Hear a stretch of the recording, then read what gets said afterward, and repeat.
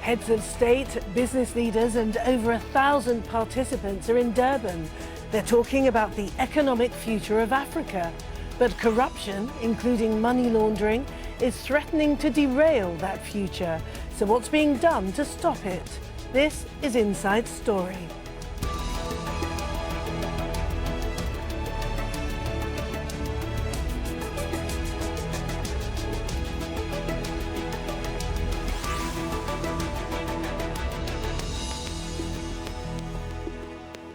Hello and welcome to the programme. I'm Martine. Now, African leaders are meeting in South Africa this week to talk about revitalising their economies. Many of the officials attending this year's World Economic Forum on Africa come from countries with crippling unemployment and inflation. And even the host country is in the middle of economic and political upheaval.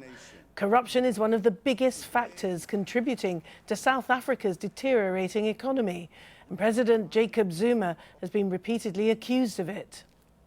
Well, he's been under pressure to do something about that. Zuma signed a new law this week that aims to curb money laundering. The Financial Intelligence Centre Act is supposed to make it more difficult for people to hide their money behind shell companies and trusts.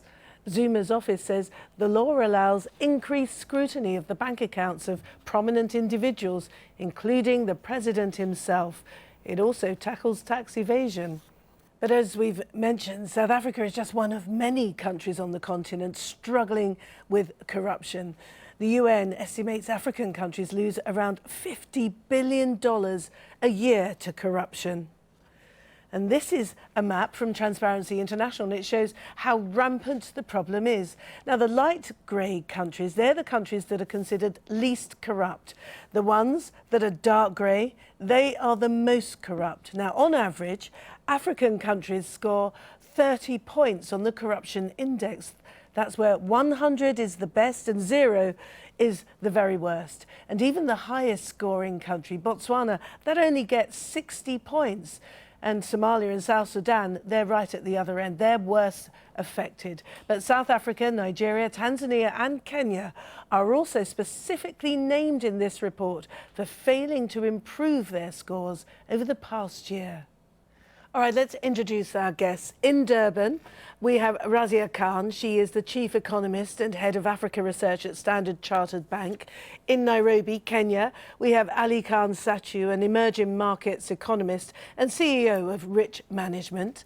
In London, we have Anthony Goldman, CEO of the political risk consultancy Pro Media. Welcome to you all. Can I start with you, Razia, because behind you is the World Economic Forum for Africa taking place. And when the continent is losing something like $50 billion a year. That's twice as much as the development aid that is given to the continent every year. What can really be done to improve the economies without tackling this issue of corruption? That is a very good question, and at this particular point, I suppose, that much more focus on the issue simply because it has emerged as a very key threat to the sustainability of economic growth, to the future trajectory, the future outlook of some of the region's key economies. At this point in time, we see South Africa, the recipient of recent credit rating downgrades by a number of different ratings agencies, and that ratings action was largely informed by fears around the continued institutional strength of the country. What safeguards can be in place in terms of the fiscal consolidation plans that had been outlined in South Africa, given these concerns around state capture and the belief that people might be using government posts, government appointments, to be able to suit their own private ends. Similarly, if we look to the region's other large economy, Nigeria had had a turbulent history with its resource wealth, but there is this belief that during the years of triple-digit oil prices, the country failed to save enough, largely because of these concerns around governance, around transparency, and the economy is paying the price now. As ever, with these gatherings on Africa's economy, there's a lot of talk about what needs to be done. The key will be resolve and implementation of some of those plans. All right, let's, from South Africa, let's go to in the east of the continent to Nairobi, the Kenyan capital, and Ali. Ali, give us an idea of the ways in which some of this $50 billion per year are leaving the country illicitly, leaving the continent, I should say, illicitly. So, most people tend to focus on multinationals, transfer pricing, where, for example, possibly a mining company somewhere in Africa sells the minerals at a low price, books the profits abroad when they actually sell it on the market. But I think, the multinationals in general have come under tremendous scrutiny now, and it really is not worth their while behaving like this, because it comes and bites them back in their home markets. And I think this is one of the risks that informed Barclays PLC. Policy-making risk, the risk that, the profit just wasn't worth the candle in their divestment of Barclays Africa. But more than this, and the real elephant in the room is actually not multinationals, it's governments, it's individuals at the top exercising power, it's the political economy. Somewhere like the DR Congo is a prime example. Sweetheart deals done offshore, where basically you're personalizing state assets. And this is a symptom of an illness that is happening across the continent. Look, there are some good outliers out there that are doing better than others, but really this is a singular challenge for the continent. And if we don't deal with it, along with unemployment, if we don't create enough jobs, it's going to be a very dystopian future, and hardly one which speaks to a demographic dividend. Okay, and then to Anthony in London. Who receives these illicit funds? For the most part, where do they end up? Well, I think that there's some evidence that some of the money gets recirculated through different parts of Africa, actually, that money that disappears in parts of West Africa might end up in South Africa, that money finds its way through offshore trusts and clever financial architecture back into property in Europe and the US, into funds, and into an increasingly sophisticated operation that highlights the transnational element, if you like, of corruption. It's maybe moved on somewhat from the forms of the 1970s or something, where a big company would pay backhanders to local officials and they would spend it how they might. I think it's now a much more complicated affair of setting up shell companies, and a much more anonymous, much more complicated paper trail to chase. And Razia, coming back to you, we are concentrating on Africa, for that is where the conference is taking place. But this affects the whole of the developing world, doesn't it? But perhaps for Africa, the cost is greater.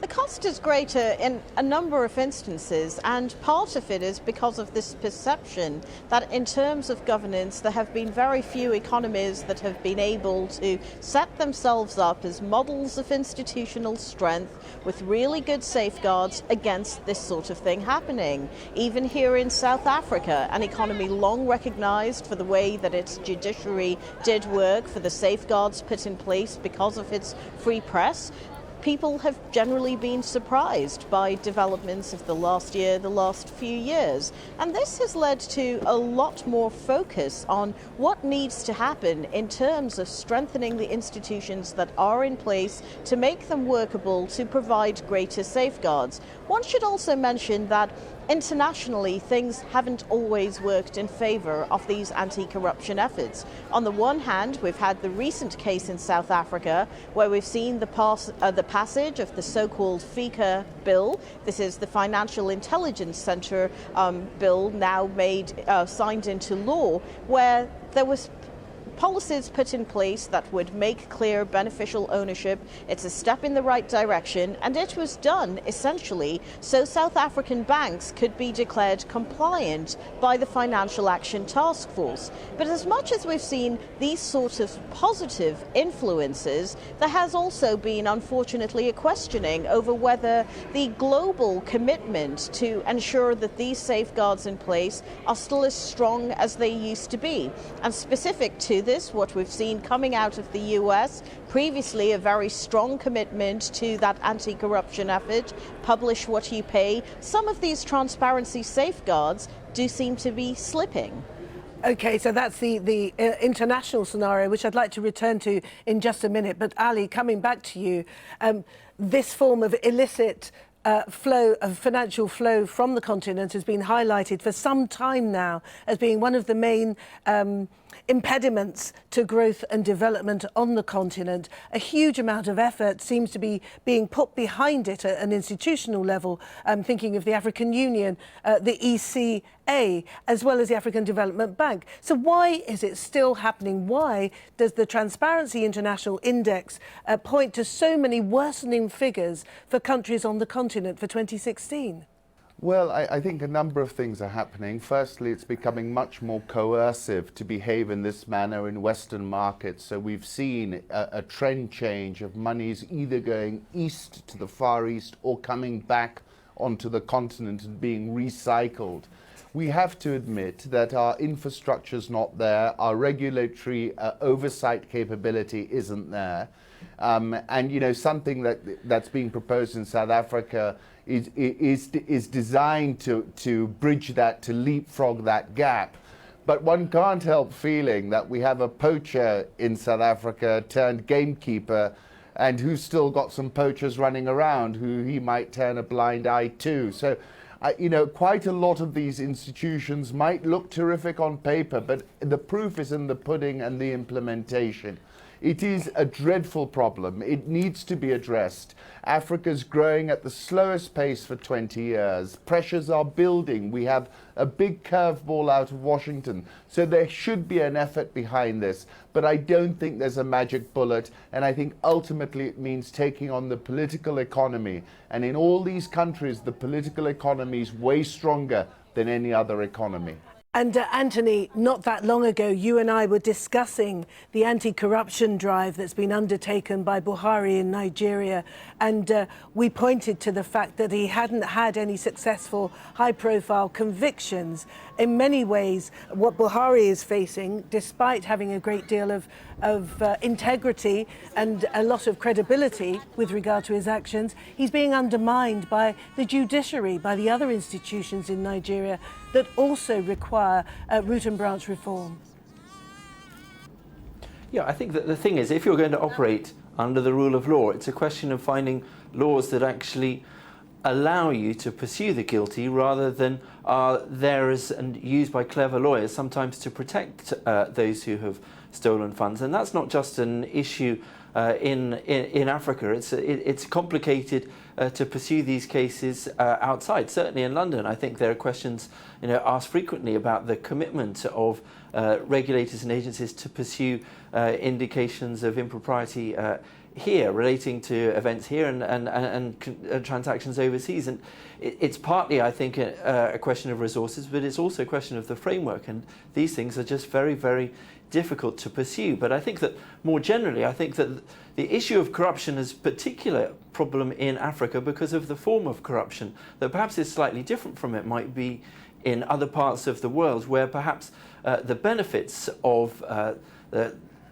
acquired wealth are dispersed locally. So that is, say, get recirculated into goods and services in a particular economy, rather than typically as the case in Africa, where it finds its way outside of the country and fuels this capital flight rather than being invested back in the local economy. But there are still, I think, in far too many occasions, big institutional players from outside of the continent that remain, despite all of the evidence of things that have happened over the years, ready to engage. So we can see in Mozambique, prominent international merchant banks looking to finance secret loans that governments simply don't have the capacity to pay for goods that those involved in setting up that finances should know have very little chance of actually ever being procured. We see the same with oil companies going into partnership with local companies which sometimes have high political exposure. And I think only when partners in Africa looking to make money out of Africa are ready to make the same kind of commitment that they would when they operate in their own jurisdictions, will there be real space for those progressive elements in Africa, people like those in Nigeria and other parts of the continent who are looking to tackle corruption, find themselves enfranchised and legitimised and have a real chance of being able to have a level playing field to tackle the issue? Razia, I'm just wondering whether there might be more benefit perhaps in dealing with this entire issue of targeting the issue of recovery of assets rather than prosecution of individuals, given that, as we've already heard, it is so difficult to go through the process of the justice system. The question is, what would serve as the most effective deterrent in this case? And yes, in Nigeria, for example, there has been a lot of focus on recovery of assets, but unless we do see some successful prosecutions, what guarantee is there that the same thing will not happen again in the future? How much can existing regulations be tightened? How much can good behavior be encouraged on the part of all stakeholders? How much does it become easier to track the flow of funds to ensure that this is not a recurring problem in the future? So the two almost seem to go hand in hand. Yes, the recovery of assets, we have seen some evidence of that. Successful prosecutions for corruption, something that is likely to be lasting, something that will bring about a change in behavior in a way that is institutionalized. There's still a lot of progress to be made. And Ali, I'm just wondering, with continuing with this idea of recovery of assets, you know, where are Mobutu Sese Seku's millions that were stashed away, that were looted, plundered from the country, as was Zaire? What about Sani Abacha's millions that, for the most part, I think were stashed away in Swiss bank accounts? What about Yahya Jammeh, who is alleged to have taken around $11 million. I mean, completely emptied out the Gambian state coffers as he left. How can that money be recovered? What sort of effort needs to be undertaken in order to retrieve these assets? First of all, it's hardly sophisticated, is it? I mean, it's no different to somebody raiding a treasury, filling his bags and jumping on a plane, which is what Yahya Jammeh did. And basically, we're dealing with really elementary theft. And I don't think it's that difficult to work out where these funds are. In many cases, they're stuck in banks, and those folks who put it there will never get it back, because the moment they ask for it, that's the moment that they'll probably be arrested. So you've got that challenge that's happening now, and I think that's why the Swiss legislation came in to compel the banks to give the money back to those countries from where this money came. Look, this is not insurmountable, but it starts first of all with some arrests, like Razia said, people in the back of a van being taken away, and we've hardly seen any of those anywhere on the continent. It means that our leaders cannot afford to be selective and just prosecute one side of the equation. They've got to be more general and do it. But really, there is hope here. But the problem is, it requires all the stakeholders to come to the table and deal with it. You know, like you said, Abacha's money, where did it go? Why did it sit there for so many years? What was it doing? And all these other funds that are going through the banking system. The banking system is very transparent now. If you really want to sort of move money through that banking system, it's not that easy. And therefore, I think it's a little bit off for people to shrug their shoulders and say, oh, well, it's too complicated. It isn't. It's very easy if you put your mind to it.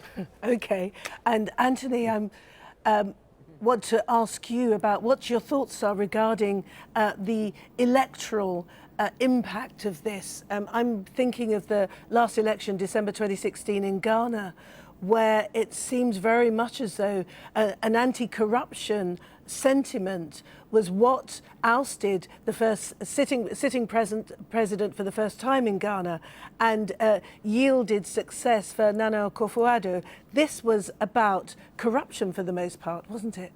Yeah, look, I think that I think in every jurisdiction, everywhere you go in Africa, as in other parts of the world, the idea that some people should be allowed to live by a different set of rules from other people, is deeply unpopular. And the kind of candidates who are ready to challenge that, I think, will find that there's a ready market to listen to it. And I think that symbols do matter. When the former Commissioner of Police in Nigeria was brought to court literally in chains, it was something that many people applauded. When governors were, were extradited, went to prison, this was very popular. But at the end of the day, this is there's an element of theatre to that that does speak well to voting public. But it's really about changing systems and actually an architecture that creates creates too many vulnerabilities in public administration, where you have to have, I think, systems where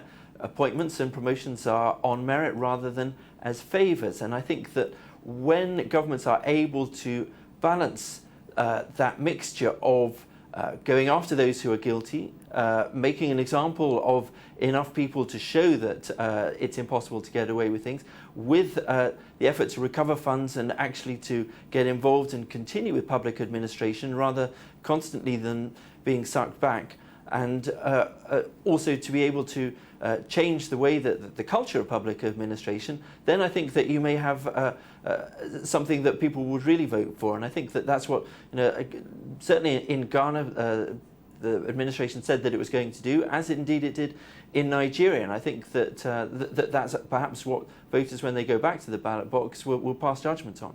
And Razia, in Durban, I'm guessing that having a healthy democracy only improves the chances of reducing corruption. The institutions that go along with that healthy democracy certainly help, not least the ability to vote a government into and out of power if there's dissatisfaction with what might have been done about perceived corruption. And Ali, last word to you. If you could be brief, please. You've got elections coming up in Kenya this year. What are the main issues? What does Uhuru Kenyatta have to campaign on? The main issues in Kenya right now at the ground level are all about the cost of living, food price inflation. It was up in about 21% compared to a year ago. People on the minimum wage are suffering terribly because of that. But I think the president will be casting the election in the sense that he's delivered the railway, he's delivered infrastructure, and that Kenya will reap the benefit from those investments that he's made. I think he'll be successful. But just to make one final point, it is estimated that about $4 billion will be spent on Kenya's election, which is about more than 5% of our total GDP. Ask yourself, where does that $4 billion come from?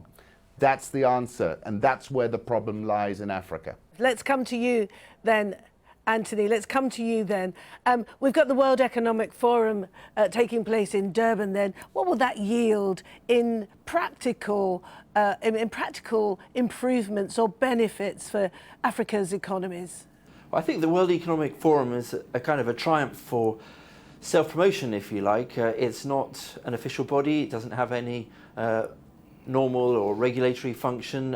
It is a talking shop for influential players from government, industry, multilaterals. It becomes a self-fulfilling prophecy. Certainly it was during the good years. I think that in more recent times, I think that some of the failures that we've seen in the international economy have taken some of the shine off the World Economic Forum generally. But certainly I think it can be a mixed blessing. In Nigeria, for example, 2014 was hoping to use the platform to promote Nigeria as the biggest economy in Africa, open for investment. It turned out to be a catastrophe. The event in terms of public profile was hijacked by abduction of schoolgirls from Chibok and focus on security issues and exactly all the things that the government didn't want to talk about. And I guess it must be a risk in South Africa as well, at least for the government of the day, that people are going to be focusing on a set of issues that perhaps the government would much rather not have in the limelight.